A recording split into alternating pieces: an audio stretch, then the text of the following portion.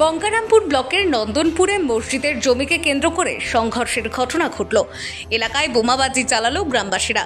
গ্রামবাসীদের দুপক্ষের সংঘর্ষের জেরে ইতিমধ্যেই আহত হয়েছেন 7 জন। পাশাপাশি এই ঘটনার জেরে ইতিমধ্যেই গ্রেফতার হয়েছে 6 জন অভিযুক্ত। গঙ্গারামপুর ব্লকের নন্দনপুর গ্রাম পঞ্চায়েতের কবিরপুর গ্রামে একটি মসজিদের অন্তর্গত 7.5 বিঘা চাষের জমি রয়েছে। সেই জমিটি স্থানীয় বেশ কয়েকটি পরিবার দীর্ঘদিন ধরে চাষবাস করে আসছিল। সেই জমিতে চাষ করার দাবিতে বেশ কয়েকটি পরিবার দাবি তোলেন। এই ঘটনাকে কেন্দ্র করে রবিবার রাতে দুপক্ষের মধ্যে দফায় দফায় সংঘর্ষ হয়। এই সংঘর্ষের জেরে মোট 7 জন আহত হয়েছেন। এরপর সোমবার ভোররাতে স্থানীয় দুটি বাড়ির সামনে বোমা বিস্ফোরণ করেন দুষ্কৃতীরা।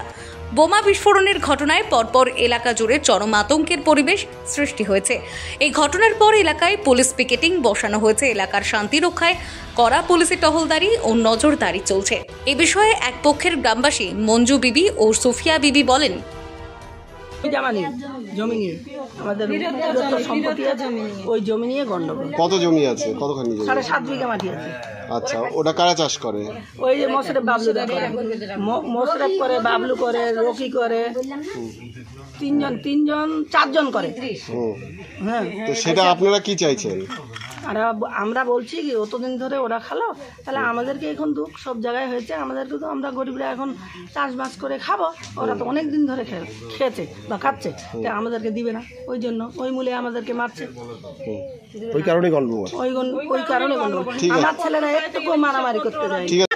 तो माथा फटा गया, हमारे लोग तो माथा नहीं, तो हमारे मुंशी बेटा, तो हमारे लोग तो ওরা মারতে যায়নি, তো আগে ওরা আগে হাতিয়ার নিয়ে মারামারি করছে, তো হাসুয়াদি মাথার কোপ দিচ্ছে। তো ওরা বলছে যে তাদের বাড়িতে বম চার্জ করা হয়েছে। ওরাই বম চার্জ করছে, ওরা এখন হামার দই দিচ্ছে।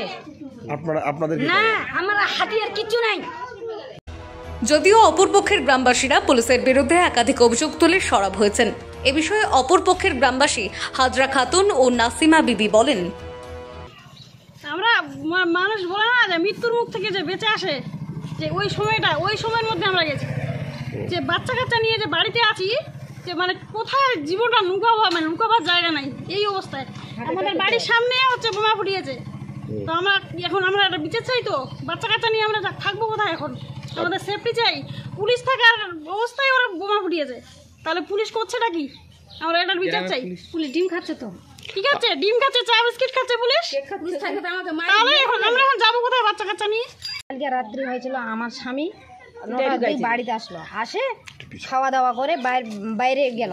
ইবেল ওরা আগে থাকি লোক, ওরা ওখানে, এরা হচ্ছে রফিকুল, রাজিকুল, আমাদের গ্রামের কবিরপুর গ্রামের সবাই, ওই নজরুল, তারপরে ওই সাদিপুরের রাজিকুল, মাইদু, ওবায়দুর, ওরা কিন্তু আগে থাকে নাগনে হয়েছে, জুলু মিস্ত্রি, মোবারক, এরা সবাই আগে থাকে ওখানে ছিল।